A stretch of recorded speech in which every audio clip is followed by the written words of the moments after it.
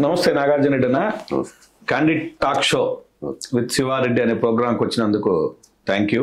And ఈరోజు మనము candid talk షోలో ఆంధ్రప్రదేశ్ వ్యవహారాలు మాట్లాడుకోవాలని అనుకున్నాం. అందులో మరో 3 నెలల్లో ఆంధ్రప్రదేశ్లో కూడా ఎలక్షన్ వార్ మొదలవుతున్న సందర్భంలో ఏంటి అసలు ఆంధ్రప్రదేశ్లో ఏం జరుగుతుంది, ఎలా ఉంది మీ మాటల్లో? ఇప్పుడున్న ఆంధ్రప్రదేశ్లో ఉన్న వాతావరణము ప్రజాక్షేత్రంలో ఉన్న వాతావరణానికి విభిన్నంగా పార్టీ అధినేతలు అసెంబ్లీకి కానీ పార్లమెంటుకి కానీ పోటీ చేసే అభ్యర్థుల ఎంపిక ప్రక్రియలో వాళ్ళు ముమ్మరంగా తలమునకలై ఉన్నారు. అన్ని పార్టీలు ఒక పార్టీ అని కాదు.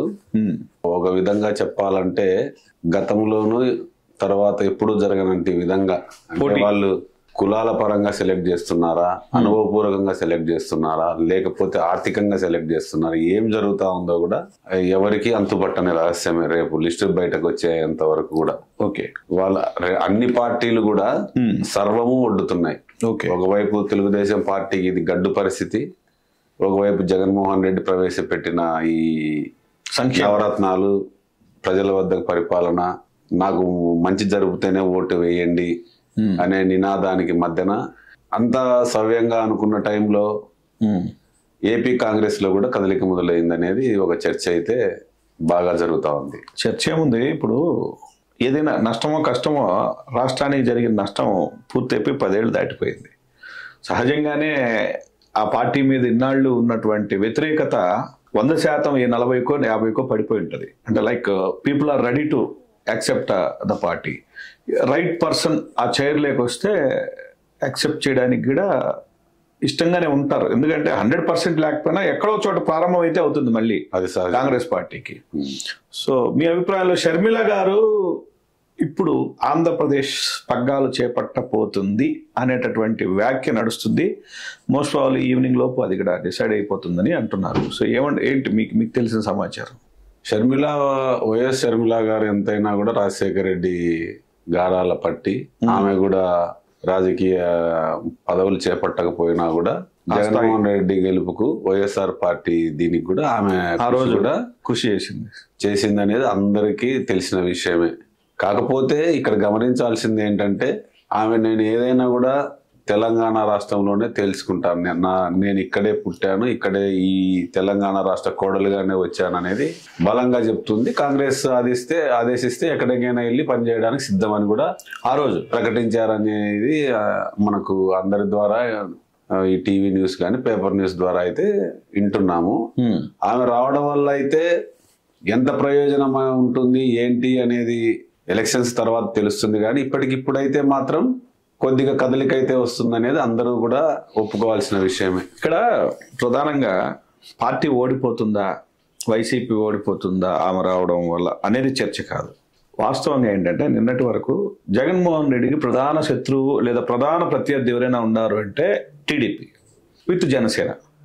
సో జనసేన అనేది కన్సిడర్లో లేకపోయినా, ఎందుకంటే జనసేన ఎప్పుడూ టీడీపీతోనే ట్రావెల్ చేస్తుంది కాబట్టి సో ప్రధానంగా ఎవరు అనుకోవాలి? చంద్రబాబు నాయుడు అనుకోవాలి. ఇప్పుడు తన ఇంట్లో నుంచే చెల్లెలు ఒక ప్రత్యర్థి రూపంలో రావడము ఎంతైనా కొంత వ్యతిరేకత, అంటే ఆమె కొంత బలాన్ని తీసుకురాగలుగుతాదనేటటువంటి విశ్వాసం అయితే ప్రజల్లో ఉందని అనుకుంటున్నాను. అంటే ఈ నేటి రాజకీయాలలో కానీ గతంలో కూడా చూస్తే వేరు రాష్ట్రాలలో సొంత ఇంట్లో కూడా రెండు పార్టీలు పెట్టిన వాళ్ళు చాలా రాష్ట్రాలలో ఉన్నాయి. ముఖ్యమంత్రి పీఠానికి కూడా తీవ్రమైన పోటీ సొంత కుటుంబంలో ఉంటే జరిగినవి ఉన్నాయి. అవి మహారాష్ట్రలో ఎన్సీపీలో కావచ్చు, రాజస్థాన్ సమాజ్వాదీ పార్టీ ఉత్తరప్రదేశ్ లో కావచ్చు, ఎక్కడైనా కూడా ఇవి సర్వసాధారణమే. కాకపోతే ఇక్కడ ఆనాడు కాంగ్రెస్ ను ఓదార్పు యాత్ర చేయొద్దండి అన్న దానికి ఎదిరించి బయటకు వచ్చిన జగన్మోహన్ రెడ్డితో ఆనాడు తన చెల్లి ఉండింది. ఆ రోజు షర్మిల గారు కూడా కాంగ్రెస్ మీద అబాండాలు వేశారు. మీరు అన్నట్లు ఈ రోజు న్యూస్ రేపటికి సద్ది న్యూస్ అనేది మాట్లాడుకుంటా ఉంటారు పల్లెల్లో కానీ ఎక్కడైనా కానీ చేరింది కాబట్టి. కరెక్టే, గతంలో కాంగ్రెస్ పార్టీ విభజించింది అన్యాయంగా అనేది ఆంధ్రప్రదేశ్ లో ఉండింది, అయిపోయింది. కాకపోతే గత 10 సంవత్సరాలు కూడా బీజేపీ ప్రభుత్వం కేంద్రంలో ఉంది. తెలుగుదేశం పార్టీకి ఒకసారి అవకాశం ఇచ్చారు. తెలుగుదేశం పార్టీ కూడా బీజేపీతో కలిసి ఎన్డీఏలోనే ఉండింది. కానీ వాళ్ళు కూడా విభజన హామీలు నెరవేర్చలేకపోయినారు. ఇక వైఎస్ఆర్ పార్టీ జగన్మోహన్ రెడ్డి గారు అధికారంలోకి వస్తే మన అవసరం ఉంటే పార్లమెంట్ సభ్యులు 25 మందికి 25 మంది ఇస్తే మన అవసరం ఉంటే ఆ రోజు మనం సాధించుకోవచ్చు అన్న దాని మీదనే ఆయన స్టాండ్ ఉండింది. ఎలక్షన్లు అయిపోతానని కూడా చెప్పాడు. బీజేపీ పార్టీకి మన అవసరం లేదు కాబట్టి మనం అడుగుతానే ఉంటాం అనేది ఆయన స్టాండ్ మీద ఆయన ఉన్నాడు. కాబట్టి ఈ రోజు కాంగ్రెస్ పార్టీని ఏమి నినాదం ఇస్తుందంటే, ఆ రోజు మేము విభజన హామీలో అన్ని పెట్టాము కానీ బీజేపీ అమలు చేయలేకపోయింది. బీజేపీతో కలిసి ఆ రోజు కేంద్ర ప్రభుత్వంలో ఉన్న తెలుగుదేశం పార్టీ సాధించలేకపోయింది. తర్వాత వైఎస్ఆర్ పార్టీ కూడా సాధించలేకపోయింది. ఇచ్చేది మేమే, మాకు ఒక అవకాశం ఇవ్వండి, చేసేది మేమే, పెట్టాల్సింది మేము. ప్రత్యేక హోదా కింద పోలవరంకు సంపూర్ణ నిధులు ఇస్తాం, హైదరాబాద్ ప్రాపర్టీస్ మీద ఇది చేస్తాం, ఎలక్ట్రికల్ విద్యుత్ సమస్యలు తెలంగాణ బకాయిలు కూడా తీరుస్తాం. ఈ విధంగా కూడా ముందుకు రావచ్చు. అది ఎవరైతే బాగుంటుంది అనడానికి ఎవరు ఏమి చెప్పినా కూడా ఉమ్మడి ఆంధ్రప్రదేశ్ రాష్ట్ర రాజకీయాలలో ఇప్పటికీ ఎప్పటికీ రాజశేఖర రెడ్డి పేరు, దివంగత నేత ప్రభావం అనేది ఎంతో కొంత అయితే ఉంటుంది. అది ఓట్ల వస్తుందా రాదా అనేది పక్కన పెడితే, ఉమ్మడి రాష్ట్రాలలో ఎవరు బాగా ఇది ప్రజలకు దగ్గర అయినారంటే, ఒకరు నందమూరి తారక రామారావు గారు అయితే, ఇంకొకరు రాజశేఖర రెడ్డి అనేది వివాదం లేని అంశమే. అయితే ఇక్కడ షర్మిల గారు కాంగ్రెస్ లేక వచ్చి ఆంధ్రప్రదేశ్ లో ఆవిడ కాంగ్రెస్ తరపున ప్రచారం చేస్తే విమర్శించాల్సింది ఎవరిని? ఇప్పుడు వెంటనే విమర్శించాల్సిందే ఆమె కేంద్ర ఓటు పరంగా. కేంద్రంగా ఎంత విమర్శించినప్పటికీ రాష్ట్రపరమైన వ్యవహారాలు వస్తే వెంటనే తన అన్ననే విమర్శించాలి, లేదా తన అన్న పార్టీనే విమర్శించాలి. రెండోది, తను ఉన్న ప్రధాన ప్రతిపక్షంతో కలిసి రేపు పోటీ చేస్తే మళ్ళీ జగన్మోహన్ రెడ్డికి ఇంకా బలమైనటువంటి వ్యతిరేకత, లేకపోతే బలమైనటువంటి వాదన ఒకటి ఎదురుగా ఉంటుంది. కాబట్టి తనకి ఇప్పుడున్నంత ఈజీగా కాకుండా చాలా కష్టాలు వచ్చే అవకాశాలు, చాలా ఎక్కువ పోటీని ఎదుర్కొనే అవకాశం. కాంగ్రెస్ పార్టీ తెలుగుదేశంతో అలయన్స్ అవుతే జగన్మోహన్ రెడ్డి గారి గెలుపు ఇంకా నల్లేరు మీద నడకలాగా. ఎందుకంటే నాడు తెలుగుదేశం పార్టీ బీజేపీతో కలిసి ప్రయాణం చేసింది 5 సంవత్సరాలు. ప్యాకేజీ అని అంటుంది. ఇప్పుడు చేయకూడదా కాంగ్రెస్ తో? ఆ ప్రయోగం తెలంగాణలో 0 ఫలితాలు ఇచ్చింది 2018లో. ఓకే. ఎందుకంటే తెలుగుదేశం ఏర్పడిందే కాంగ్రెస్ పార్టీకి వ్యతిరేకంగా ఆనాడు ఏర్పడింది పరిస్థితులు. కరెక్ట్. కాంగ్రెస్ పార్టీకి వ్యతిరేకంగా పుట్టిన పార్టీలో ఈరోజు కాంగ్రెస్ పార్టీలో ఎవరన్నా ఉన్నారు అని అంటే అసలైన సిసలైన కాంగ్రెస్ వాదం కట్టుబడి ఉన్న వాళ్ళే ఓట్లు పడుతున్నాయి. అవునులేండి. ఎప్పుడైతే తెలుగుదేశం పార్టీతో కలుస్తుందో ఈ కాంగ్రెస్ పార్టీ డెఫినేషన్ కే అర్థం లేదు, తెలుగుదేశం పార్టీ డెఫినేషన్ కి. ఇప్పుడు మహాకూటములు అనేవి ఏర్పడి ఒక పవర్ ని ఎదుర్కోవడానికి మహాకూటములు ఏర్పడడం అనేది మనం గతంలో రాజశేఖర రెడ్డి ఉన్నప్పుడు కూడా చూసాం మనం. సో ఇప్పుడు ఎందుకు ఏర్పడకూడదు అంటారు? ఏర్పడితే ఫలితం ఎలా ఉంటుంది? ఏర్పడచ్చు. ఆ ఏర్పడినటువంటి పరిస్థితులు, వాళ్ళు ఇచ్చే మేనిఫెస్టోను కూడా ఎవరు ప్రజలు నమ్మరు. ఎందుకంటే బీజేపీతో కలిసి తెలుగుదేశం పార్టీ, సిపిఐ, సిపిఎం, లేకపోతే కాంగ్రెస్ అన్ని పార్టీలు కలిసినా కూడా ఆంధ్రప్రదేశ్ కు ఎవరు చేయొద్దని చెప్పారు. విభజన హామీలను అమలు ఎందుకు చేయొద్దండి అని ఎవరన్నా అబ్జెక్షన్ చెప్పారా బీజేపీ పార్టీకి గానీ, ఆ రోజు కాంగ్రెస్ పార్టీ గానీ సక్రమంగా చేసింటే ఈ పరిస్థితులు అయితే లేవు కదా. కానీ ఉమ్మడి రాజధాని 10 సంవత్సరాలు అని చెప్పి విభజన హామీలో ఉంటే ప్రజలు ఇంకా ఆ విషయాలను గుర్తు పెట్టుకుని ఉన్నారా? ఎప్పటికీ గుర్తు పెట్టుకునే ఉంటారు. ఆంధ్రప్రదేశ్ రాష్ట్రానికి కేంద్రం ఆ రోజు విభజన హామీలు ఏమేమైతే ఇచ్చిందో ఇవన్నీ కూడా అమలు జరిగేంత వరకు కూడా కాంగ్రెస్ పార్టీని కానీ బీజేపీని కానీ ఆదరించే ప్రసక్తే ఉండదు. ఈరోజు బీజేపీ పార్టీ అత్యంత బలమైన పార్టీగా అవతరించింది దేశంలో. ఎప్పుడూ నుంచో ఉన్న సమస్యలు, కాశ్మీర్ ఇష్యూ కానీ, అయోధ్య రామాలయం ఇష్యూ కానీ ఇవన్నీ కూడా పరిష్కరించగలిగినప్పుడు ఆంధ్రప్రదేశ్ సమస్యలు ఎంత నరేంద్ర మోడీ గారికి అంటే మీరు అందరికీ తెలిసిన విషయం. కాశ్మీర్ విషయాన్ని పక్కన పెడితే అయోధ్య రామాలయానికి బీజేపీ చేసింది ఏమీ లేదు. డబ్బులు నిధులు చేకూర్చి గుడి కట్టడం తప్ప, ఆ మసీదును కూల్చింది కానీ అంతా చేసింది కాంగ్రెసే. మీరు గమనించండి, పివి నరసింహారావు సమయంలో బాబ్రీ మసీదు కూల్చింది ఎవరు? కరెక్టే. ఆ రోజు ఈ విశ్వ హిందూ పరిషత్ కానీ కరసేవకుల రూపంలో కానీ 1990లో కానీ 94లో కానీ ఇవంతా కూడా 2-3 సార్లు కరసేవకుల రూపంలో మనోహర్ జోషి కానీ ప్రభుత్వం అయితే అలో చేసింది కదా ఆ రోజు కూల్చడాన్ని. అలో చేసింది. నేనేమంటున్నానంటే దాని మీద ఉన్నటువంటి శ్రద్ధ, వాళ్ళకు నచ్చిన విషయాల మీద ఉన్న శ్రద్ధ, వాళ్ళకున్న గుజరాత్ మీద ఉన్నంత ఇంట్రెస్ట్, విభజించిన ఆంధ్రప్రదేశ్ రాష్ట్రం లేని, రాజధాని లేని రాష్ట్రాన్ని ఎందుకు వాళ్ళు ఈ విధంగా వదిలేయటం? రాజధాని లేకుండా చేసింది ఎవరు? రాజధాని లేకుండా చేసింది బీజేపీ పార్టీ, నరేంద్ర మోడీనే అంటాను. ఆ రోజు ఎందుకు అడ్వైజ్ చేయలేకపోయినాడు చంద్రబాబు నాయుడుకు? లేదు, వాస్తవంగా ఆంధ్రప్రదేశ్ కి ఇప్పుడైతే హర్యానా ఎలాగైతే జాయింట్ గా ఉందో, పంజాబ్ హర్యానా రాష్ట్రాలు, అలా మనకు అవకాశం ఉంది. 10 సంవత్సరాలు ఉంది, అవసరమైతే ఇంకో 10 సంవత్సరాలు కూడా చేసే అవకాశాలు ఉన్నప్పటికీ ఇక్కడి నుంచి పారిపోయింది ఎవరు? ఒకటి. రెండోది, అమరావతిని క్యాపిటల్ చేశారు.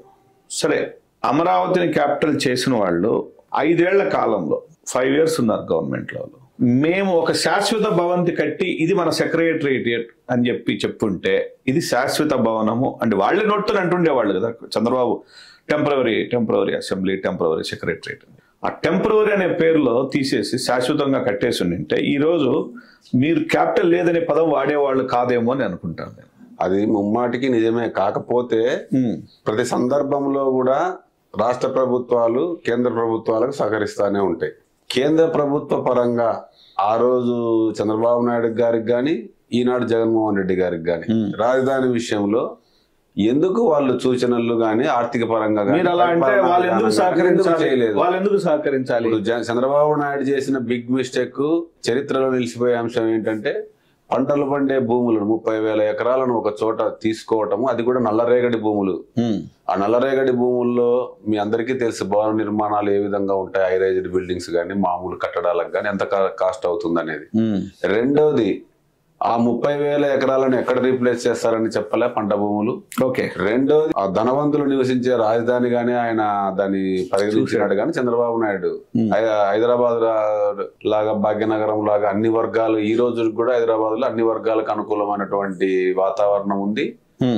స్థాయిని బట్టి వాళ్ళు కొనుక్కోవడానికి ఈ రోజు కూడా గజం 3,000 నుంచి 5,000 వరకు కూడా ఉన్నాయి. ఎందుకంటే ట్రాన్స్పోర్టేషన్ ఫెసిలిటీ ఇవన్నీ కలిసి రావడం వల్ల అటు జడ్చర్ల వైపు నుంచి కానీ, ఇటు జనగాం వైపు నుంచి కానీ, ఇటు నరసాపురం కానీ ఎక్కడి నుంచి అయినా కూడా రావడానికి సిటీకి ఈజీగానే ఉన్నాయి. ఉద్యోగాలు కానీ వీటి భద్రతకు వీటి కానీ సమస్య లేదు. ఆ విధంగా అమరావతిని చేయడం తప్పు అని శ్రీకృష్ణ కమిటీ అమలు చేసిన సిఫారసులు గాని ఏవి గానీ ఆ రోజు కూడా ఆయన తుంగలో దొక్కాడు. ఆయన ఇష్టాలు వివరించాడు, పట్టించుకోలేదు. తర్వాత వచ్చిన జగన్మోహన్ రెడ్డి కూడా రాజధాని ఇష్యూ తను ముందర పెట్టుకుంటే ఇప్పుడున్న ఆంధ్రప్రదేశ్ రాష్ట్రానికి కావాల్సినవి తను మేనిఫెస్టో కానీ సామాన్య ప్రజలకు మేలు చేయాలన్నటువంటి ఆయన తలంపులో పుట్టుకొచ్చినటువంటి నవరత్నాలు గాని, ప్రజల వద్దకు పరిపాలన అని గ్రామ స్వరాజ్యం అని చెప్పి మన జాతిపిత గాంధీ గారు గాని, అంబేద్కర్ గాని కలలు కన్న గ్రామ స్వరాజ్య సచివాలయ వ్యవస్థ అనేది గాని, రైతు భరోసా వ్యవస్థ గాని, హెల్త్ క్లినిక్స్ గాని ఇవన్నీ కూడా తీసుకురావడం సాధ్యం కాదు అన్న ఉద్దేశంతోనే ఆయన ఆ రాజధాని ఇష్యూ అని. నేను ఒక మాట అడగదలుచుకున్నా. ఇప్పుడు మీరు సచివాలయ వ్యవస్థ అన్నారు, హాస్పిటల్ ఫర్ విలేజ్ అని చెప్పన్నారు, అట్లాగే స్కూల్. ఆంధ్రప్రదేశ్లో గ్రామానికి స్కూలు, వైద్యశాల, సచివాలయం ఉందా? 100% ఉంది. 100% ప్రతి 4,000 జనాభాకు కూడా కంపల్సరీ కట్టడం జరిగింది. సచివాలయం కూడా ఎక్కడన్నా నిర్మాణం తుది దశలో ఉంటే ఉండొచ్చేమో గానీ నిర్మాణం లేని చోటు లేదు. ఆ సచివాలయ వ్యవస్థలో సిబ్బంది నియామకం కూడా ఆంధ్రప్రదేశ్ పబ్లిక్ సర్వీస్ కమిషన్ ద్వారానే వాళ్ళని రిక్రూట్ చేయడం జరిగింది. వాళ్ళ సర్వీస్ కూడా క్రమబద్ధీకరణ జరిగింది. ఓకే. వాటికి తోడుగా వాలంటీర్ వ్యవస్థ కూడా ముమ్మరంగా పనిచేస్తా ఉన్నది అనేది మనము మొన్న వచ్చినటువంటి గ్రామస్థాయి వైద్యశాలల్లో వైద్యులు వైద్య సహాయం అందుతుందా? కంపల్సరీ అందుతా ఉంది. అంటే మండల్ హెడ్ క్వార్టర్స్ లో ప్రైమరీ హెల్త్ సెంటర్స్ ఉంటాయి. ఓకే. అక్కడ బ్లడ్ టెస్ట్లు గానీ, ఇంజెక్షన్స్ గానీ, టాబ్లెట్స్ గానీ ఇవన్నీ కూడా చేస్తా ఉన్నారు. ఈవెన్ గర్భిణీ స్త్రీలకు ఏవైతే ప్రైవేట్ హాస్పిటల్స్ లో వాళ్ళకి గానీ వాళ్ళకి ఇచ్చే ఇంజెక్షన్స్ గానీ అవన్నీ కూడా అవే కంపెనీలవే సేమ్ ఫ్రీగా ఇస్తున్నారు మండల హెడ్ క్వార్టర్స్ లో. తర్వాత మారుమూల పంచాయతీలలో ఉన్న సచివాలయం అనుసంధానంగా ఉన్న హెల్త్ క్లినిక్ల్లో కూడా అక్కడ ఒక హెల్త్ వర్కర్ ఉంటున్నాడు. అక్కడ కూడా టాబ్లెట్లు కానీ ఇవన్నీ ఇస్తున్నారు. ప్రతి ఇంటికి కూడా ఆరోగ్యాన్ని అంటే షుగర్ పేషెంట్ ఎవరున్నారు, బీపీ ఎవరున్నారు, హార్ట్ పేషెంట్స్ ఎవరున్నారు, లేకపోతే షుగర్ పేషెంట్స్ ఎవరున్నారు, లేకపోతే కిడ్నీ పేషెంట్, ఇవన్నీ కూడా సమగ్రమైన సమాచారాన్ని కూడా రికార్డించడం జరిగింది ఈ వాలంటీర్ వ్యవస్థ ద్వారా, సచివాలయ వ్యవస్థ ద్వారా. విద్యా వ్యవస్థ అనేది అందరికీ తెలిసిన విషయమే. నాడు నేడు ద్వారా గతంలో ఎప్పుడో స్వాతంత్రం వచ్చినప్పుడు ఉన్నటువంటి పాఠశాలలు గాని, తర్వాత దశల్లో వివిధ ప్రభుత్వాలు వచ్చినప్పుడు కట్టించడం అని గాని, వీటన్నిటికి కూడా రెనోవేషన్ చేయడము, విధిగా కంపల్సరీగా బాత్రూమ్స్ అంటే టాయిలెట్ వ్యవస్థ, శుభ్రత పరిశుభ్రత అనే అంశంలో ఇంతకుముందు టాయిలెట్లు ఉండేవి, 1-2 ఉండేవి, వాటికి సరైన వాటర్ ఫెసిలిటీస్ లేకపోయాయి. ఇప్పుడు ఓవర్ హెడ్ ట్యాంక్స్ పెట్టారు, పైప్ లైన్స్ వేశారు, బోర్లు వేసినారు. ప్రతిదీ ఈ రోజు కార్పొరేట్ స్కూల్స్ లో ఏ విధంగా తరగతి గదులను ఆధునీకరించి ఫ్యాన్లు గాని, లైటింగ్ వ్యవస్థ గాని, ఈవెన్ దాన్ని ఏమంటారు ప్రొజెక్టర్స్ స్క్రీన్, డిజిటల్ స్క్రీన్ కూడా మా స్వగ్రామంలో పుట్లూరు గ్రామంలో కూడా నేను కూడా పర్సనల్ గా సందర్శించడం జరిగింది. అయితే మీరంతా పాజిటివ్ గా చెప్తున్నారు. పాజిటివ్ అనడం లేదు, నేను సామాన్య ప్రజలకు కావలసినటువంటి మౌలిక వసతులు గత ప్రభుత్వాలు కూడా చేశాయి. కానీ జగన్మోహన్ రెడ్డి విద్య ద్వారానే విద్యకు అంటే ఏదైతే ఆయన ఈ రోజు ప్రభుత్వం తరఫున సుమారుగా చెప్పబడుతున్న 30-40 వేల కోట్లు ఖర్చు పెట్టాడో అదంతా ఒక పెట్టుబడి రూపంలోనే, అంటే మానవ సంపద, విద్య ఒకటే మనిషిని మార్చగలిగే ఉదాహరణలు ఉన్నాయి. అయితే ఇప్పుడు మీరు ఎంతసేపు పాజిటివ్ గానే చెప్తున్నారు. ప్రధాన ప్రతిపక్షము రాష్ట్రంలో ఎలాంటి అభివృద్ధి జరగలేదు, ప్రజలు ఇంకా అధ్యయన స్థితిలోనే ఉన్నారనేటటువంటి వాదన ఉంది. తను వస్తే ఉద్యోగ కల్పన, ప్రతి ఒక్కరికి సంక్షేమం మంచిగా అమలు చేస్తానని చెప్పేటటువంటి వాదన ఈరోజు బయట ప్రచారంలో ఉంది. అసలు రాష్ట్రంలో అభివృద్ధి జరిగిందా లేదా? అంటే అభివృద్ధి అంటే మీ కోణంలో ఏం జరిగింది? నేను ఒకటే చెప్పదలుచుకున్నా, గౌరవనీయులు మాజీ చంద్రబాబు నాయుడు అంటే నాకు గౌరవమే. ఒక సామాన్య కుటుంబంలో నుండి వచ్చి అవకాశాలు అందిపుచ్చుకొని అంచెంచెలుగా ఎదిగిన వ్యక్తి, నేనేం కాదనను. కాకపోతే విభజిత ఆంధ్రప్రదేశ్ రాష్ట్రంలో మొట్టమొదటి ఎలక్షన్స్ లో ఆయనను ఎందుకు గెలిపించారు ప్రజలు అనుభవం ఉంది. విడిపోయిన రాష్ట్రానికి ఆయన సూచనలు, సలహాలు, ఆయన పరిపాలన అవసరం అనేదే అందరము నచ్చినా నచ్చకపోయినా కూడా మొదట 2 సంవత్సరాలు కూడా అందరము కూడా వెయిట్ చేసాం. వాళ్ళు నేనొక్కడిని. కానీ ఏవైతే సామాన్య ప్రజలకు అవసరమైన వాటిని మీద దృష్టి పెట్టకుండా ఆయన ఎంతసేపు కూడా ఎవరి కాళ్ళ మీద వాళ్ళు నిలబడాలా, వాళ్ళు పైకి రావాలనేవాడే. ఇప్పుడు ఎవరైనా కింద ఏదన్నా ప్రమాదవశాత్తు ఏదైనా గుంటలో పడ్డా, ఇంకోటి పడ్డా మనం చేయిస్తే పైకి వస్తారు. అవకాశాలు లేని వాళ్ళని అందిపుచ్చుకుంటేనే బయటకు వచ్చేది. ఆయన ఎప్పుడు కూడా ఎవరికి వాళ్ళు కాళ్ళ మీద నిలబడుకోవాలని చెప్పేవాడే గాని ఎలా నిలబడాలి వాళ్ళు చెప్పాడు. ఆయన ఏం చేశాడు, ఆయనకున్న అవకాశాన్ని విభజించిన ఆంధ్రప్రదేశ్ రాష్ట్రానికి నిజంగా ఏ విధంగా బయటకు వస్తుంది అనేది ఈ రోజు కూడా చెప్పడంలో, ఇప్పుడు వచ్చే ఎలక్షన్స్ కూడా మళ్ళీ గెలవడానికి ఆయన ఉచితాల మీద ఆధారపడ్డాడు. ఆయన ఇన్ని సంవత్సరాలు ఆంధ్రప్రదేశ్ రాష్ట్రం, ఉమ్మడి ఆంధ్రప్రదేశ్ రాష్ట్రానికి కానీ, విడిపోయిన ఆంధ్రప్రదేశ్ రాష్ట్రానికి కానీ ఆయన చేసిన మేలు ఎంతో కొంత ఉంటుంది. కానీ ఈ రోజు నాలాంటి చదువుకున్న వాళ్ళ దృష్టిలో ఆయన కూడా ఉచితాల మీద ఆధారపడే మళ్ళా ఎలక్షన్ చేయాలనుకుంటున్నాడు తప్ప ఈ రాష్ట్రానికి ఇప్పుడైనా కూడా జగన్మోహన్ రెడ్డి చేసిన తప్పులు ఏంటివి, నిర్దిష్టమైనటువంటివి, ఎక్కడ తప్పులు చేశాడు, ఏం చేస్తే ఆంధ్రప్రదేశ్ రాష్ట్రం బాగుపడుతుందని చెప్పి ఈ రోజుకి కూడా ఆయన చెప్పడం లేదు. మళ్ళీ కూడా ఆయన గెలవడానికి ప్రయత్నం చేస్తున్నాడు. గెలవాలే కదా ఎవరికైనా. కరెక్ట్. ఎన్నిసార్లు ముఖ్యమంత్రి అవుతావు? నీకు ఎన్నిసార్లు అవకాశం ఇచ్చినారు ప్రజలు? ఏం చేసినావు? ఈ రోజు ఆంధ్రప్రదేశ్ రాష్ట్రము మీరే చెప్తున్నారు, ఒకవైపు రాజధాని లేదని, లేదా ఒకవైపు పోలవరం లేదని, ఒకవైపు 20 లక్షల ఉద్యోగాలు ఇస్తారని మీరెందుకు ఇలాకపోయినారు? ఎలా ఇవ్వచ్చో చెప్పు. ఈ రోజు నువ్వు 15 ఏళ్ళు ఈ రోజు చెప్పండి. మళ్ళా ఉచితాల మీద ఇంటింటికి 3,000 ఇస్తా, లేకపోతే అవ్వ తాతకి ఇద్దరికి పెన్షన్లు ఇస్తా. జగన్మోహన్ రెడ్డి ప్రవేశపెట్టిన ఈ పథకాల వల్లే ఆంధ్రప్రదేశ్ అధోగతి పాలు పట్టిందని చెప్పి శ్రీలంక అందరూ అంటున్నారు. కొన్ని వ్యవస్థల్లో ఇబ్బందులు పడుతున్న మాట వాస్తవం. ఉద్యోగస్తులు కావచ్చు, కొందరు అనే కొన్ని రంగాలలో ఇబ్బంది ఉంది. కానీ ఈ రోజు మళ్ళీ మీరు ప్రజలను డబుల్ ఇస్తామంటున్నారు కదా, డబుల్ ఇస్తామని చెప్పటం వల్ల మళ్ళీ మీరు ప్రజలను మభ్య పెడుతున్నారు. ఇప్పుడైనా కూడా మీకు మీరు గమనించారా, ఈ స్కూల్కి వెళ్ళే ఒక పిల్లలున్న తల్లికి ఒక పథకం ద్వారా 10,000 వేస్తారు. 10,000 15,000 అమ్మఒడి. దాన్ని తల్లికి వందనం అని చేసి ఆ అమౌంట్ డబుల్ చేశారు. చూసారా? డబల్ అని కాదు, ఇంట్లో ఇద్దరున్నా ఇద్దరికి ఇస్తా, ముగ్గురున్నా ముగ్గురికి ఇస్తా అంటున్నాడు. తర్వాత మహిళలకు ఇస్తా అంటున్నాడు.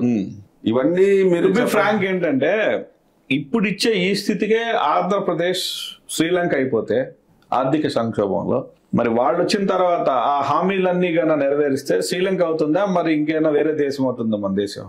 ఏమీ లేదు. ఈరోజు పెద్దలు చంద్రబాబు నాయుడు గారు చెప్తున్నటువంటి మేనిఫెస్టోను బట్టి ఇంత మునుపు మాకేదో కొద్దో గొప్ప మా నెక్స్ట్ వచ్చిన ప్రభుత్వాలు కానీ, నెక్స్ట్ ఈ ప్రభుత్వం కానీ, లేకపోతే తెలుగుదేశం ఏ ప్రభుత్వం ఉన్నారా అని వాళ్ళైనా కూడా కొద్దిగా గాడిలో పెడతారు. ఏమన్నా ఇప్పుడు వ్యవస్థలు దెబ్బతిన్నాయని గగ్గోలు పెడుతున్న మేధావులు వీళ్ళందరూ కూడా చెప్పాల్సిన విషయం ఏంటంటే, చంద్రబాబు నాయుడు ప్రకటించిన మేనిఫెస్టోను చూస్తే అందరికీ అర్థమయ్యేది ఒకటే, ఆంధ్రప్రదేశ్ రాష్ట్రం అనేది అన్రిపేరబుల్ వెహికల్ కింద పరిగణించి దాన్ని పక్కన షెడ్ మీద పెట్టేస్తున్నారు. భావితరాల యువతకు భవిష్యత్తు లేకుండానే చేస్తున్నాడు ఆయన. అవసరం లేదని ఆయన ఎవరైనా కూడా జీవిత చరమాంకం. ఇప్పుడు రాజకీయ నాయకులు ప్రవేశపెడుతున్నటువంటి పథకాలు చూస్తే వాళ్లకు వాళ్ళ అధికారం తప్ప ప్రజా శ్రేయస్సు అనేది లాంగ్ స్టాండింగ్ లో అక్కర్లేదు, ఈ రోజుకి నడిస్తే చాలు అనే విధంగానే ఉంది. ఏ పార్టీ అయినా చేస్తుంది, వైసీపీ కూడా చేస్తున్నది, దానికి ఒప్పుకుంటాము. కానీ ఇక్కడ ఆంధ్రప్రదేశ్ రాష్ట్రం చెందిన వ్యక్తిగా, ఒక సాధారణ కుటుంబం నుంచి వచ్చిన వ్యక్తిగా, ఒక విద్యార్థి నాయకుడు గుంటా వచ్చినటువంటి వ్యక్తి 2 టర్ములు ఉమ్మడి ఆంధ్రప్రదేశ్ రాష్ట్రానికి ఉన్నాడు, ఒక టర్మ్ విభజిత ఆంధ్రప్రదేశ్ రాష్ట్రానికి ఉన్నాడు. ఆయన వయసు సుమారుగా 73 సంవత్సరాలు. ఎవరైనా జీవిత చరమాంకంలో ఏం చెప్పాలా, నిజాలు చెప్పాలా. చంద్రబాబు నాయుడు ఎవరు తీసేసినా అది తీసేసి చెరిపోయే చరిత్ర అంటే నీకు నచ్చే నిజాలా, వాళ్ళకి నచ్చిన నిజాలా, ప్రజలకు కావాల్సిన నిజాలు, ప్రజలకి ఏ విధంగా వెళ్తే కరెక్ట్ గా ఉంటుందో ఇది చెప్పాలి కదా. ఆయన విధంగా చేస్తేనే ఆయన జీవితం సార్థకం అవుతుంది. మళ్ళా గెలవడానికి 2 ఇస్తా, 3 ఇస్తా, 4 ఇస్తా ఇవన్నీ చెప్పడం కాదు. ఎవరైనా కూడా లైఫ్ జర్నీలో 40 సంవత్సరాలు తప్పులు చేస్తారు, 50 సంవత్సరాలు తప్పులు చేస్తారు, 23 సంవత్సరాలు తప్పు చేస్తారు. ప్రస్తుతం దేశం మొత్తం ఎంటైర్ ఇండియా అవసరంతో కూడిన రాజకీయమే ఉంది తప్ప మీరు అనుకున్న రాజకీయం ఎక్కడ కూడా నా అభిప్రాయంలో కనపడడం లేదు. చంద్రబాబు నాయుడు గారు గౌరవనీయులు అవసరం లేదు ఆంధ్రప్రదేశ్ రాష్ట్రానికి, ఎవరైనా పరిపాలిస్తారు, ఎవరైనా పరిపాలించవచ్చు. జగన్మోహన్ రెడ్డి పరిపాలన బాగుందనే కదా సామాన్య ప్రజానికులు చెప్తా ఉన్నది. ఈ రోజు నేను ఒక పల్లెటూరు వ్యక్తిగా చెప్తున్నా, గ్రామీణ స్థాయిలో అర్హత ఉన్న వాడికి ప్రతి ఒక్కడికి ఫలాలు అందుతున్నాయా లేదా ఇంటి దగ్గరికి, 1 రూపాయి లంచం లేకుండా. అది నిజమా కాదా? మోడీ 15 లక్షలు ఇస్తా అన్నాడు, అకౌంట్ లో ఎప్పుడే ఇస్తున్నారు. అవే చెప్తున్నది. వీళ్ళందరూ కూడా ప్రజలను తప్పుదోవ పట్టించి ఇచ్చేస్తున్నారు. వీళ్ళందరూ కూడా మార్గదర్శకులు. నేనేమంటున్నా, ఈ రోజు తెలుగుదేశం పార్టీ వస్తుందా, బీజేపీ వస్తుందా, వైసీపీ పార్టీ కదా ప్రజలు నిర్ణయిస్తారు. కానీ యువతకు గాని, రైతులకు గాని, కార్మికులకు గాని, ఉద్యోగస్తులకు గాని వీళ్ళందరికీ కూడా ఎవరు మార్గదర్శకం చేయాలా? ఆ రోజు స్వాతంత్ర పోరాటంలో ఎవరు మార్గదర్శకం చేశారు చెప్పు? ఇంకొక పెద్దలు చేశారు. పెద్దలు అనే వ్యక్తులు ఏం చెప్పాలా? ఇంతసేపు మనం రాష్ట్ర వ్యవహారాలు మాట్లాడాము. స్ట్రైట్ ఫార్వర్డ్ గా మిమ్మల్ని ఒకే ప్రశ్న నిఖచ్చితంగా చెప్పాలి, ఎందుకంటే దీంట్లో స్వార్థం వద్దు, ప్రజలకు మనమైనా కనీసం కొన్ని నిజాలు చెప్దాం. గత కాంగ్రెస్ పాలనకి ఈ 10 ఏళ్ల బీజేపీ పాలనకి మీకు ఏదైనా కొత్తగా వ్యత్యాసం కనపడిందా? ఒకటే స్థిరత్వం కనపడ్డది. స్థిరత్వం అంటే గత 10 ఏళ్ళు అంతకుముందు కూడా స్థిరంగానే పాలించింది కదా కాంగ్రెస్. నాయకత్వం స్థిరంగా లేదు. రాష్ట్రాలలో రాష్ట్రం గురించి కాదు, మంత్రులను మాట్లాడాలి. మీరు మళ్ళీ డైవర్ట్ చేస్తున్నారు. కేంద్రంలో పాలించిన అంతకుముందు కాంగ్రెస్ మన్మోహన్ సింగ్ గారి నేతృత్వంలో 10 ఏళ్ళు చాలా స్టాండర్డ్ గానే పాలించింది. వాస్తవానికి ప్రపంచవ్యాప్తంగా మన్మోహన్ సింగ్ గారికి ఒక ఆర్థిక నిపుణుడు, భారతదేశ ఆర్థిక వ్యవస్థను గాడిలో పెట్టగలిగాడు అనేటటువంటి ఒక మంచి ఇంప్రెషన్ కూడా తీసుకొచ్చుకున్నాడు. అమెరికా అధ్యక్షుడు లాంటి వారు కూడా అతన్ని గురువులాగా కూడా ఆరాధించడం జరిగింది. సో అప్పటి ప్రభుత్వానికి ఇప్పటి ప్రభుత్వానికి నాకైతే ఏ తేడాను కనిపించడం లేదు. ప్రజలకు ఏం కొత్తగా అందింది లేదు. ఎందుకంటే మీరు గత 10 ఏళ్ల ముందు కాంగ్రెస్ పెట్రోల్ 60 రూపాయలతో మెయింటైన్ చేస్తూ ఉంటే ఈ 10 ఏళ్లలో కాదు, ఈ 5 ఏళ్లలోనే ఆల్మోస్ట్ లాస్ట్ 5 ఇయర్స్కే 60 కాస్త 100 తీసుకొచ్చేసేసింది. ఎందుకు ఈ పెట్రోల్ వాది మాట చెప్తున్నానంటే, చాలా మంది ప్రజలకు ఈ ముడి సరుకులు కావచ్చు, ధరలు, మన కిరాణా సామాన్ అంతా కూడా రాష్ట్ర ప్రభుత్వాలు నిర్ణయిస్తాయనుకుంటుంటారు. వాస్తవంగా వీటిని మానిటర్ చేసేది కానీ, వీటి నియంత్రణ, వీటి యొక్క అమలు అంతా చూసేది కేంద్ర ప్రభుత్వం అని చాలా తక్కువ మందికే తెలుసు. ఈ గ్రాసరీస్లో మీరు కిరాణా సరుకులు తీసుకుంటే కుకింగ్ ఆయిల్ రూపాయల నుంచి ఈరోజు అది 160 రూపాయలకు 70 రూపాయలకి వెళ్ళిపోయింది. అంతకుముందు నాకు తెలిసి అది 60-70 రూపాయలు ఉండేది కిలో, లీటర్ 50+ వెళ్ళిపోయింది.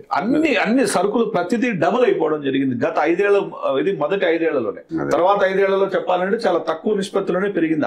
ఆ నిష్పత్తిలో పెరిగింటే ఇవాడికి 300 అయిపోవాలి ఆయిల్ కాస్ట్. ఫస్ట్ బీజేపీ పాలించిన 5 ఏళ్లలో పెరిగిన స్థాయి ధరలు పెరిగి ఉంటే ఇప్పటికి డబుల్ అయిపోవాలి. మళ్ళీ అవి కూడా కాలేదు. అదొక రకంగా థ్యాంక్స్ చెప్పాలి అతనికి. సో ఓవరాల్ గా ఆ ప్రభుత్వానికి ఈ ప్రభుత్వానికి మీరు ఏ రకమైనటువంటి వ్యత్యాసం చెప్పగలరు?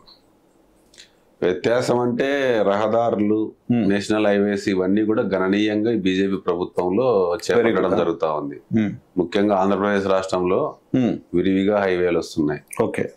రెండోది, బీజేపీ ప్రభుత్వం చేసినటువంటి మంచి పనుల్లో రైతు బంధు రైతులకు కానీ, లేకపోతే ఈ గృహకల్పన కానీ, వీటి విషయంలో హౌసింగ్ లో విరివిగా ఇవ్వటం జరుగుతా ఉంది. అంటే అన్ని రాష్ట్రాలను సమానంగా చూస్తూ కొన్ని ఎవరైతే అవకాశాలు అందిపుచ్చుకుంటున్నాయో ఆ రాష్ట్ర ప్రప్రభుత్వాల కంటే, ఇప్పుడు మన ఆంధ్రప్రదేశ్ రాష్ట్ర ప్రభుత్వం ఏ విధంగా అయితే కేంద్ర ప్రభుత్వం నుంచి రావాల్సినవి తీసుకొచ్చి ఎలా చేస్తున్నారో ఆ విధంగా చేయగలుగుతున్నారు. వేరే రాష్ట్రాలతో పోలిస్తే ఆంధ్రప్రదేశ్ ఎక్కువ శాతాన్ని తెచ్చుకున్నట్టుగా, ఎక్కువ శాతం కన్నా కూడా రావాల్సిన నిధులు సకాలంలో తీసుకురావడం, కొన్ని కార్యక్రమాలు కంప్లీట్ చేయగలిగారు, సక్సెస్ఫుల్ గా చేయగలరు. కరోనా లాంటి విపత్కర పరిస్థితులు 2 సంవత్సరాలు పోయినా కూడా ఈరోజు ఆంధ్రప్రదేశ్ రాష్ట్రం కొద్దిగా పురోగతి సాధించింది అంటే ప్రభుత్వ సహకారం కూడా ఉందని చెప్పక తప్పదు. ఓకే. కేంద్రం పరిస్థితిలో 3 నెలల తర్వాత ఎలాగైతే రాష్ట్ర ప్రభుత్వాల్లో ఎలక్షన్స్ ఎదుర్కోబోతున్నాయో కేంద్రం కూడా రెడీ కావాల్సిన సమయం వచ్చేసేసింది. బీజేపీకి కాంగ్రెస్కి మధ్య పోటీలో ఎవరు వచ్చే అవకాశాలు ఉన్నాయి, ఎవరు రాకపోవడానికి వారికి ఉన్న నెగిటివ్స్ ఏమున్నాయి? రీసెంట్ గా జరిగిన మినీ ఎలక్షన్స్ అన్న 5 రాష్ట్రాల ఎలక్షన్స్ లోనే ఎవరు వస్తారు ఏంటనేది దాదాపుగా విషయం తేట తెల్లమైందని నేను అనుకుంటున్నా అందరికీ కూడా. ఏదైతే రాజస్థాన్ గాని, మధ్యప్రదేశ్ గాని, ఛత్తీస్గఢ్ గాని, ఇలా ఈ ప్రధాన నార్త్ ఇండియన్ స్టేట్స్ లో అందరూ అనుకున్నారు కంపల్సరీ కూడా మధ్యప్రదేశ్ ఓడిపోతుందని అనుకున్నారు. ఎందుకంటే వరుసగా 5 టర్ములు ఏమో వచ్చింది, 4 టర్ములు దాదాపుగా. ఇది 5వ టర్మ్ కూడా రావడం జరిగింది. రెండోది ఛత్తీస్గఢ్ దాదాపుగా కాంగ్రెస్ అని చెప్పి అన్ని సర్వేలు ఇచ్చినా కూడా లాస్ట్ లో మారిపోయింది. లాస్ట్ లో అంటే దీన్ని బట్టి ప్రజలు కోరుకుంటున్నది ఒకటే, స్థిరత్వము. రెండవది, బీజేపీకి ప్రధాన అంశము కాశ్మీర్ ఇష్యూ మీద వెళ్తారు. అయోధ్య రామ మందిరం, రామాలయాన్ని దాదాపు 1530 సంవత్సరంలో 1500 శతాబ్దం నుంచి ఆ బాబ్రీ మసీద్ వివాదం అనేది ఉందని చెప్పేసి రాముడిని మన అందరి ఇళ్ళకి తీసుకొచ్చేస్తారు. గ్రామాన తిరుగుతున్నారు. ఇప్పటికే ఒక కార్యక్రమం అనేది వాళ్ళు తీసుకున్నారు. అంటే వారి పార్టీ పరంగా చెప్పలేను కానీ విశ్వ హిందూ పరిషత్ అని చెప్పేసి ప్రతి పల్లెకు వచ్చి కూడా 20 కాంగ్రెస్ ఓడిపోవడానికి ప్రధానమైనటువంటి కారణాలు, ఓడిపోవడానికి లేదా ఇప్పటి వరకు వెనకబడ్డానికి నాయకత్వ లోపమా లేకపోతే? లేదు, ప్రాంతీయ పార్టీల ప్రభావం అనేది ఎక్కువ ఉంది. ఎందుకంటే రాష్ట్రాలలో ఏదైనా వేగంగా మార్పులు జరగాలంటే ప్రాంతీయ పార్టీలు, రెండో స్థిరమైన నాయకత్వాలు ఉండాలని చెప్పేసి బీజేపీ ప్రభుత్వం రావడానికి ప్రధాన కారణం స్థిరత్వమైన ప్రభుత్వమే. కాకపోతే రాహుల్ గాంధీ గారు గత 2-3 సంవత్సరాల నుంచి కూడా కొంత పోరాటం చేస్తున్న మాట నిజమే, కొద్దిగా లీడర్షిప్ చూపించుకుంటున్న మాట నిజమే. కానీ ఇంకా కింది స్థాయి వరకు ఆ పోరాటం అనేది వెళ్ళటం లేదు. మొత్తం దేశం దృష్టిలో రాకపోవడానికి ప్రధాన కారణం సౌత్ ఇండియాలో ఎక్కువ ప్రాంతీయ పార్టీల ప్రభావం ఉండడం, నార్త్ ఇండియాలో కూడా ఎంత వాళ్ళు పోరాటం చేసినా కూడా గతంలో ఉత్తరప్రదేశ్ ఎలక్షన్స్ లో కూడా వాళ్ళు పురోగతి సాధించలేకపోవడం, పెద్ద రాష్ట్రాలైనటువంటి ఉత్తరప్రదేశ్ కానీ 10 ఏళ్ల తర్వాత కాంగ్రెస్ పునర్వైభవం సంతరించుకోబోతుంది కేంద్రంలో అనేటటువంటి గట్టి నమ్మకం ప్రజల్లో మళ్ళీ మొదలైంది. రాహుల్ గాంధీ పరిణితి చెందినటువంటి నాయకుడుగా ఈరోజు సమాజంలో ఉన్నాడు, తిరుగుతున్నాడని అందరూ విశ్వసిస్తున్నారు. మరి అంత సునాయాసంగా బీజేపీ గెలవగలుగుతుందా రాబోయే ఎలక్షన్లో? అంటే మనము ఏదైతే మీడియా కానీ, లేకపోతే పేపర్స్ లో కానీ, లేకపోతే మనము గమనించినటువంటి రాజకీయ వాతావరణంలో సునాయాసంగా గతంలో రీసెంట్ గా జరిగిన ఎలక్షన్స్ లో గెలిచారు. తర్వాత గుజరాత్ లో గెలిచారు వాళ్ళు కంటిన్యూగా. సౌత్ ఇండియాలో ఎప్పుడు కూడా బీజేపీ ప్రభుత్వం కొంచెం వెనుకబడినది అందరికీ తెలిసిన విషయమే. అప్పటికి కర్ణాటకలో కూడా వాళ్ళు సాధించారు. రీసెంట్ గా జరిగిన హైదరాబాద్, తెలంగాణ రాష్ట్ర ఎన్నికలలో కూడా గణనీయమైన ఓట్ బ్యాంక్ కూడా సాధించడం జరిగింది. నాకు తెలిసినంత వరకు కూడా తెలంగాణ పార్లమెంట్ ఎలక్షన్స్ లో బీజేపీ పార్టీ తన సత్తా సాడుతుందని నేను అనుకుంటున్నా. వాళ్ళకు వచ్చినటువంటి పోలైన బీజేపీ ఓట్ల పర్సెంటేజ్ని బట్టి చూస్తే కొన్ని పార్లమెంట్ సెగ్మెంట్స్ వాళ్ళు గెలవగలుగుతారు అనేది నా భావన. దీన్ని బట్టి చూస్తే కాంగ్రెస్ బీజేపీ వైఫల్యాలను ప్రజల్లోకి తీసుకెళ్లలేకపోతుందనేటటువంటి అభిప్రాయం నాకు కలుగుతుంది. మీ అభిప్రాయం? ఇంకా అదే చెప్తున్నాము. ఇప్పుడు ఈరోజు జాతీయ పార్టీలు, అది కాంగ్రెస్ కానీ తెలుగు బీజేపీ కానీ ఏమైనాయంటే ప్రాంతీయ పార్టీలకు పోటీ పడే 6 గ్యారెంటీలని 5 గ్యారెంటీలని 10 గ్యారెంటీలని చెప్పుకుంటూ వస్తా ఉన్నారు. దీనివల్ల అవే మేధావులు, అవే జాతీయ పార్టీలు కూడా ఈ ఉచితాల వల్ల దెబ్బతింటున్నాయి వ్యవస్థలని మాట్లాడిన వాళ్ళే వచ్చి వాళ్ళే చెప్పడం మొదలు పెట్టిన తర్వాత మనలాంటి వాళ్ళకి కానీ సామాన్య ప్రజలు ఇంకా తెలియటంలే. దీని దుష్పరిణామాలన్నీ చెప్తున్నారు మేధావులు, పార్టీలు చెప్తున్నాయి. కానీ ఎలక్షన్స్ వచ్చేకల్లా ఇప్పుడు కొత్త పదం కాంగ్రెస్, మాది గ్యారంటీ.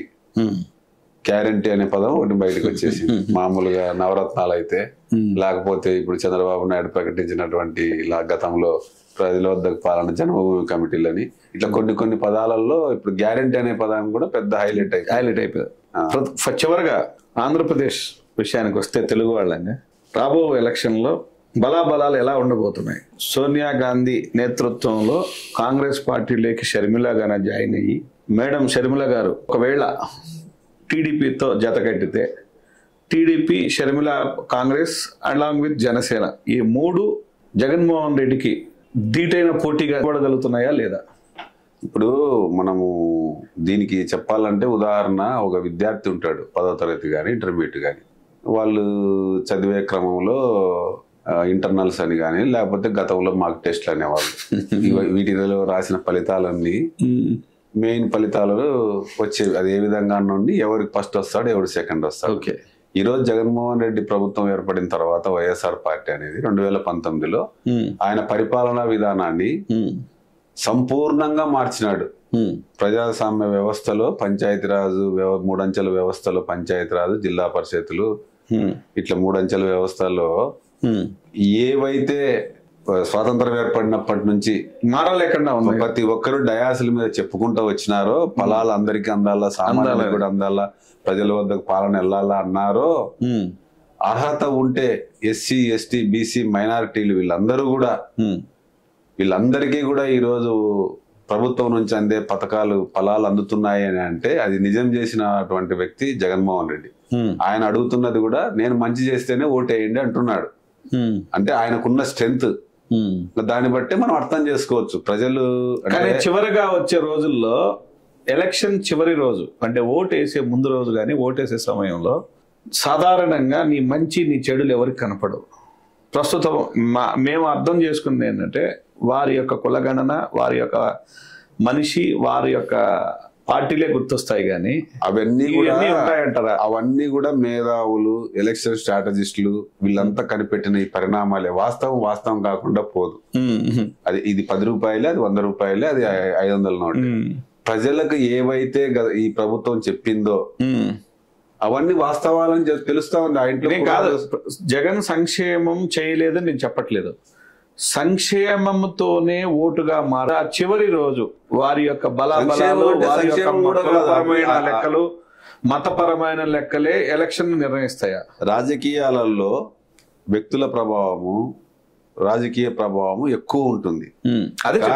వాటిని ఛేదించి ఈ నవరత్నాలు అనేది ఇంప్లిమెంట్ చేయడంలో అనేది ఎవరి ప్రమేయం లేకుండా, ఇటు అధికార వ్యవస్థ లేకుండా, అటు రాజకీయ వ్యవస్థ లేకుండా డైరెక్ట్ గా లబ్ధిదారుల చెంతకెళ్ళే, అంటే ఇదే అని కాదు, వాటికి తోడు ఎన్నో సంవత్సరాలను ఎన్నో ప్రభుత్వాలు, అంటే అవి వాళ్ళకు అప్పుడున్న ప్రాధాన్యతలను బట్టి కావచ్చు, లేకపోతే వాళ్ళకి ప్రాముఖ్యత లేకపోయి ఉండొచ్చు.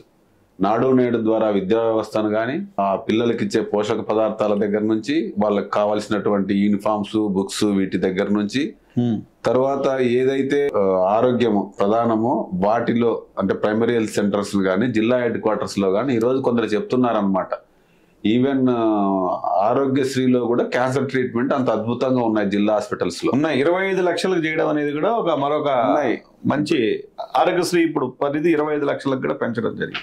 ఈ రోజు క్యాన్సర్ పేషెంట్లకు డయాలసిస్ యూనిట్లు కానీ అన్ని జిల్లా హెడ్ క్వార్టర్స్ లో కూడా ఆయన ప్రాధాన్యతలు అనేవి కొన్ని తీసుకున్నాడు.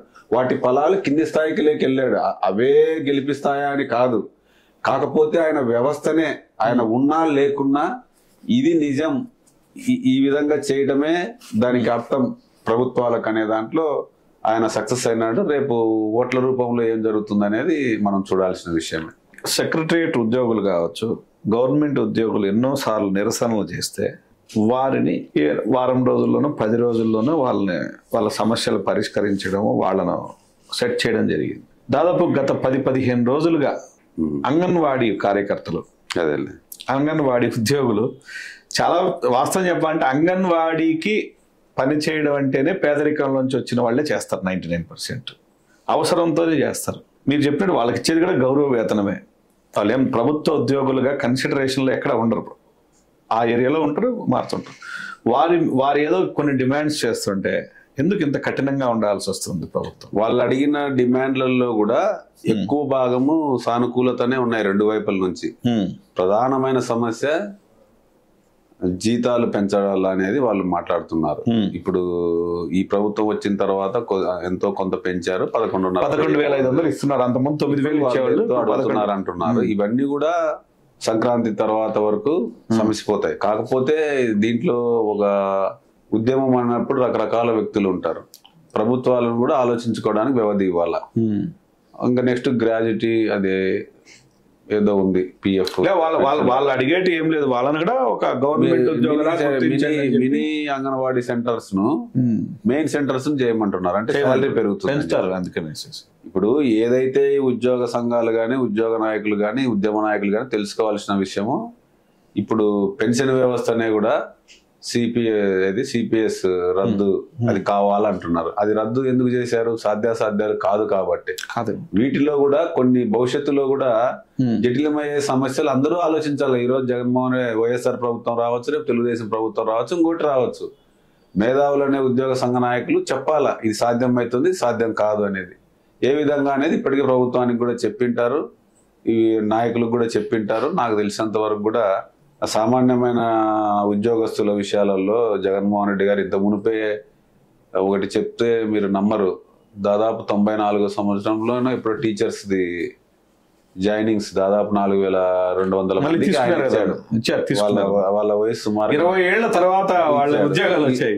కాంట్రాక్ట్ ఎంప్లాయర్స్ కూడా పర్మనెంట్ సోర్స్ చేసేసారు. వీళ్ళ విషయంలో చేయకోకుండా ఏం వెళ్ళరు. కాకపోతే కొంత సంయమనం పాటించాలా.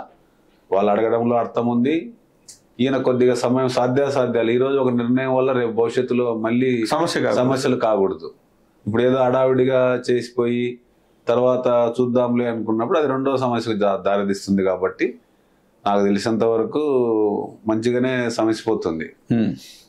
ఆంధ్రప్రదేశ్ వ్యక్తిగా, ఆంధ్రప్రదేశ్ ఓటర్గా మీరు షర్మిల గారు ఆంధ్రప్రదేశ్ కాంగ్రెస్ నాయకత్వ స్వీకరణ అంగీకరిస్తున్నారా?